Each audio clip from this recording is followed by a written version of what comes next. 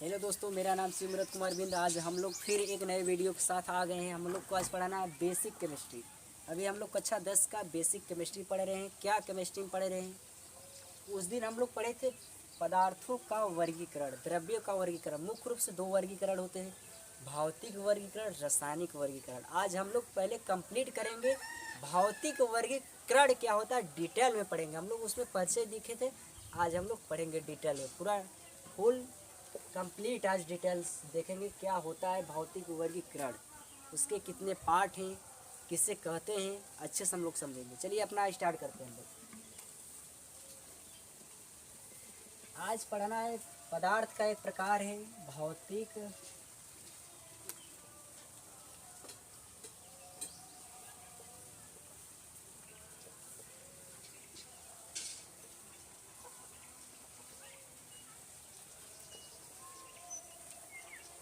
भौतिक वर्गीकरण किसे कहते हैं?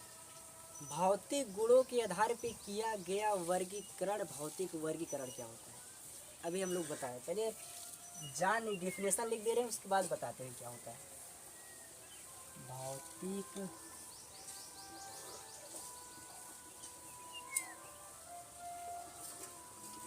गुणों के आधार पर, भौतिक गुणों के आधार पर किया गया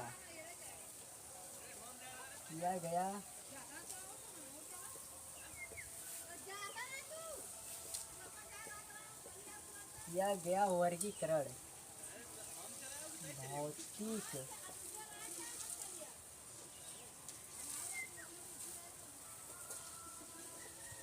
वर्गीकरण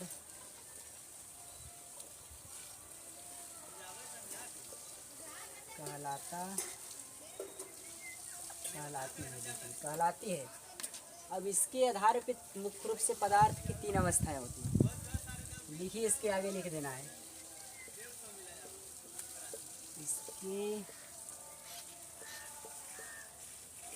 आधार पर द्रव्य के मुख्य रूप से तीन अवस्थाएं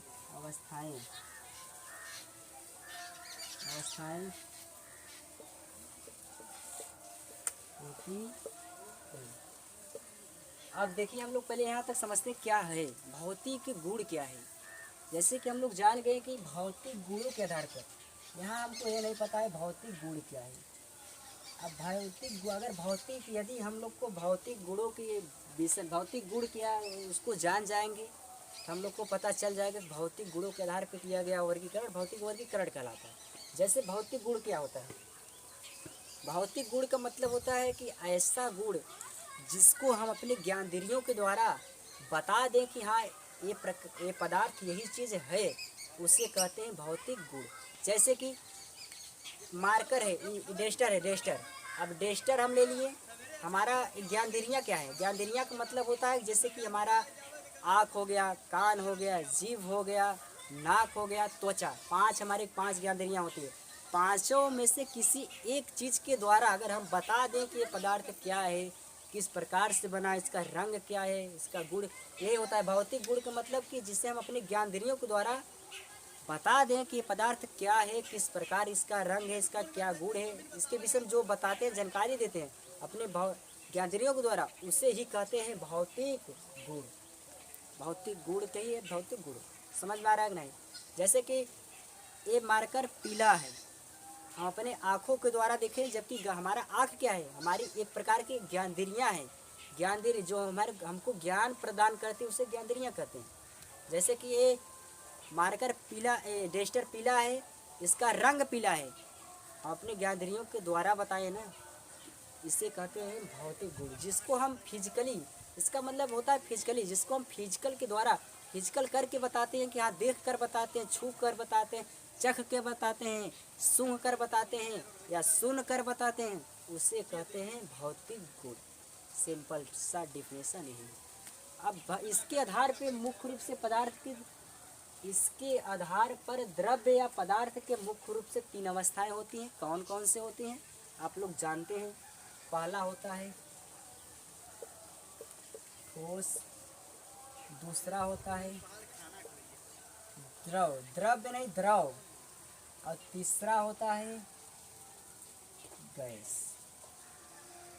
अभी हम लोग सिर्फ भौतिक वर्गीकरण पढ़ेंगे ना, डिटेल में पढ़ेंगे ना कि हाँ आप लोग यकीन मानेंगे कि कहीं हम लोग पढ़े थे भौतिक वर्गीकरण, भौतिक गुण क्या होता है, एकदम शुरू लेवल से। अब ठोस, द्रव, गैस, अब 3 विषय हम 3 मुख्य रूप से 3 पार्ट है पदार्थ के भौतिक गुणों के आधार पे। अब ये तीनों के विषय में हम लोग जो जानकारी प्राप्त करेंगे, इसके विषय में जो अध्ययन करेंगे वही कहलाएगा भौतिक वर्गीकरण। सिंपल से डेफिनेशन। अब देखिए क्या पहला हेडिंग हम लोग को पढ़ना है, ठोस क्या होता है।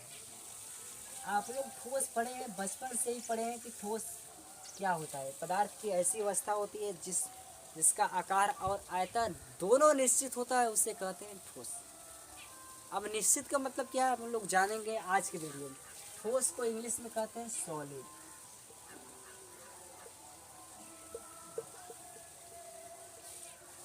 ठोस क्या होता है हम जान के भौतिक वर्गीकरण की, मान लीजिए कि हमको पता हो गया भौतिक वर्गीकरण मानी भौतिक गुणों के आधार, भौतिक गुणों भी पता हो गया।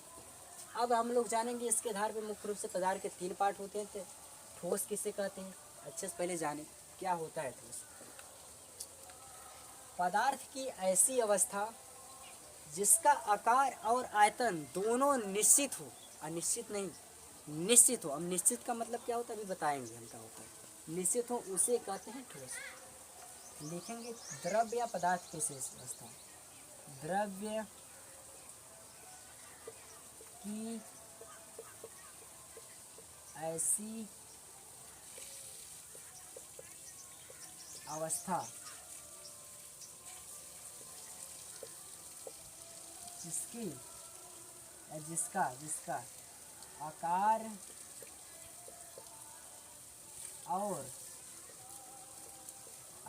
और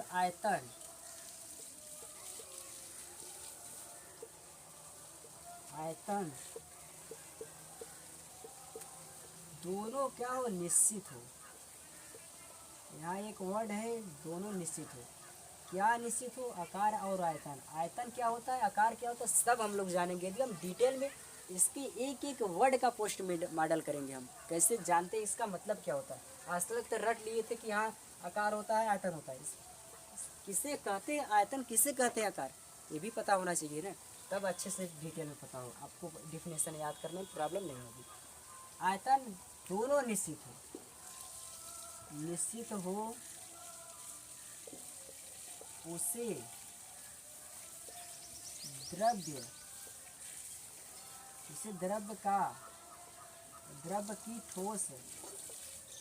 द्रव्य की ठोस अवस्था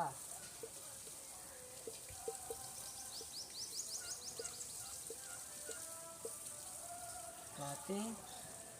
जैसे एग्जाम्पल देखिए, एग्जाम्पल बताइए क्या होता है। बिना एग्जाम्पल का केमिस्ट्री में एक चीज़ है कि जितने नंबर आपको डिफिनेशन का मिलेगा उतना ही नंबर इसका एग्जाम्पल पर मिलता है। ये विशेष करके याद रखने योग्य।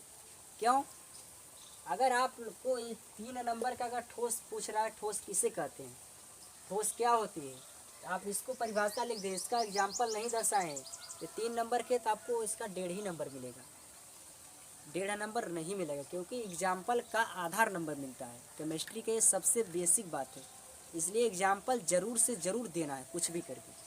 अब जैसे अगर एग्जाम्पल में ले लें, किताब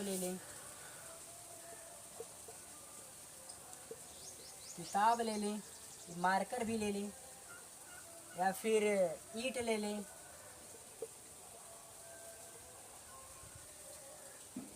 और क्या ले सकते हैं, किताब, ईंट, पेन इत्यादि बहुत सारे ऐसे पदार्थ हैं जिसको आप ठोस में ले सकते हैं।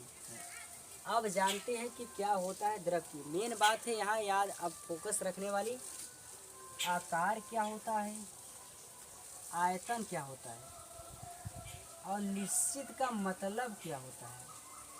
द्रव्य तो पता है, पदार्थ है। पदार्थ किसे कहते हैं? जो स्थान घेरता है, जिसका द्रव्यमान होता है, उसे पदार्थ कहते हैं। हम लोग सब कुछ जानते हैं। ठोस को जानने के लिए सबसे विशेष करके आकार और आयतन की विषय में जानकारी होना जरूरी है, जो कि हम लोग आज बताएंगे, एकदम डिटेल में जानेंगे क्या होता है। चलिए हम लोग जानते हैं। जैसे कि अब हम एग्जाम्पल ले दें, किताब, ईंट, पेन, और अनेकों एग्जाम्पल दे सकते हैं ठोस का। इसी प्रकार बहुत एग्जाम्पल हैं। जैसे अब आकार क्या होता है? आकार का मतलब होता है कि जैसे कि उसका बनावट किस प्रकार की है। आकार का मतलब शेप। शेप का मतलब कि उसकी जो बनावट है किस प्रकार से बना है। जैसे ये मार्कर है, मार्कर दिखाई दे रहा है, यहाँ से कुछ प्रकार, यहाँ इसका यहाँ पे जो मोटाई है सेम है, लेकिन यहाँ इसका बनावट कुछ अलग हो गया। इसका आकार क्या है? यही है आकार। आकार का मतलब होता है कि इसकी बनावट, इसकी शेप, जो इसकी शेप है इसे ही कहते हैं आकार। आकार आप लोग को क्लियर हो गया? हम बोल रहे हैं कि आकार निश्चित होता है, फिक्स होता है, कभी जीवन में नहीं बदलेगा। जो है वही है, वही रहेगा। जैसे कि देखिए, अब बोले आयतन, बोले आकार और आयतन दोनों निश्चित होता है। अब आयतन क्या होता है? आयतन का मतलब यहाँ कितने लोग समझ लेते हैं कि द्रव्यमान, उसका वजनाई। आयतन में कभी ऐसा नहीं समझना है। आयतन का मतलब होता है कि जो पदार्थ है, जैसे पदार्थ है, डस्टर है, डस्टर है, इसका आकार तो देख लीजिए, जिसका इसका जो बनावट है इसका आकार हो गया। अब इसके द्वारा जो स्थान घेरा है, या इस जमीन पे इसको रखेंगे तो इसका कुछ न कुछ स्थान होगा ना। इसके द्वारा जो घिरी गई क्षेत्रफल जो है उसे कहते हैं क्या? आयतन। किसी पदार्थ के द्वारा घेरी गई खुद की क्षेत्रफल कहलाती है, उस पदार्थ की क्या कहलाती है? आयतन कहलाती है। डेट्स इज क्लियर हो जाना चाहिए। हमको तो लग रहा है इतना सिंपल तरीका से आपको कोई नहीं बताएगा, मेरी गारंटी है आपको। इसलिए अच्छे से देखिए कि क्या हम बता रहे हैं, सुनिए अच्छे से। एक बार फिर से रिपीटेशन कर रहे हैं कि बोले आकार क्या होता है। आकार का मतलब होता है कि इसकी बनावट। जैसे ही मार्कर है, मार्कर के डेस्टर के द्वारा देखा रहे हैं, तो डेस्टर को आप लोग समझिए, चाहे ईंट ले, जिस किताब ले, कुछ भी ले सकते हैं। हम डस्टर के द्वारा बता रहे थे, इसलिए डस्टर में बता रहे। जैसे इसका शेप क्या है, इसकी बनावट है कि यहाँ से आया है, यहाँ से ऐसे ऐसे कुछ करके यहाँ पे इस प्रकार से बनाया, तो इसका ये आकार कहलाएगा। उसकी किसी भी वस्तु या हमारी भी जो है, हम एक प्रकार का आकार हैं। जैसे कि हम जो जिस रूप में हमारा जिस प्रकार से बनावट है वो हमारे आकार हो गया। जो जिसका बनावट होता है उसका आकार कहलाता है, किसी भी वस्तु का। अब आयतन क्या होता है? किसी वस्तु के द्वारा घिरी गई अपनी खुद की क्षेत्रफल। जैसे डेस्टर है तो इसका कुछ अपने कुछ न कुछ क्षेत्रफल होगा, तो इसका जो क्षेत्रफल होगा उसे कहते हैं क्या? आयतन। किसी वस्तु के द्वारा घिरी गई अपनी खुद की क्षेत्रफल कहलाती है आयतन। कभी आज के बाद मत समझना कि जो माने उसकी वजनाई। अब इसकी वजनाई से क्या मतलब है? वजनाई नहीं होता आयतन। आयतन का मतलब उसका जो जितने जितने दूर भरे में अपना क्षेत्रफल घेरा है उसे कहते हैं क्या? आयतन। बोले दोनों निश्चित होता है, उसे ही द्रव्य का ठोस अवस्था कहते हैं। अगर दोनों में से एक अनिश्चित हो गया, यानी दोनों फिक्स होना चाहिए। अब फिक्स नहीं, दोनों फिक्स होना चाहिए तभी कहेंगे उसे ठोस, वरना नहीं कहेंगे। जैसे कि मार्कर है, अब जैसे कि डस्टर है, मार्कर नहीं डस्टर हम बता रहे। डस्टर है, डस्टर को अगर आप ज़मीन पे रखेंगे या तो कहीं और रखेंगे, इसका जो आकार है या आयतन है, जितना घेर रहा है उतना ही स्थान घेरेगा, उतना ही आकार रहेगा। कि इसको आप कहीं और फेंकेंगे तो या कहीं रखेंगे, इसका आकार बदल वही रहने वाला है, कभी नहीं बदलेगा, फिक्स है। जिस रूप में इसको ढाल दिया गया है उसी रूप का ये रहेगा, कभी जीवन में चेंज नहीं होगा। उसे ही कहते हैं ठोस अवस्था। निश्चित का मतलब ही हो गया फिक्स। अगर ठोस है तो फिक्स है। अगर इसे एक बार उसको ठोस अवस्था में दे दिया गया, ठोस आकार में दे दिया गया है, तो वो कभी जीवन में उसका न तो आकार बदलेगा या फिर न तो आयतन बदलेगा। जब नहीं बदलता है उसे ही कहते हैं द्रव्य की ठोस अवस्था कहते हैं। जैसे किताब, ईंट, पेन इत्यादि। इतना है सिंपल सा परिभाषा, यही है हमारी संपूर्ण जानकारी। अब हम लोग द्रव और गैस अगले नेक्स्ट वीडियो में पढ़ेंगे, ताकि वीडियो ज़्यादा लंबा ना हो।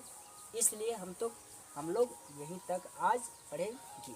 अच्छे से आप लोग देखिएगा और पूरा का पूरा एक तरफ से नोट्स करिएगा। अगला वीडियो में हम द्रव और गैस के विषय में संपूर्ण जानकारी बताएंगे, क्या होता है उसमें क्या होता है, दोनों का अच्छे से डिटेल में जानकारी प्राप्त करेंगे। यहाँ तक देख लीजिए अच्छे से। अगर नहीं समझ में आएगा तो आप अपने कमेंट के माध्यम से बताएंगे कि हाँ हमको यहाँ प्रॉब्लम है, हम उसको एक बार और अच्छे से एक्सप्लेन करने की कोशिश करेंगे। देखिए अच्छे से।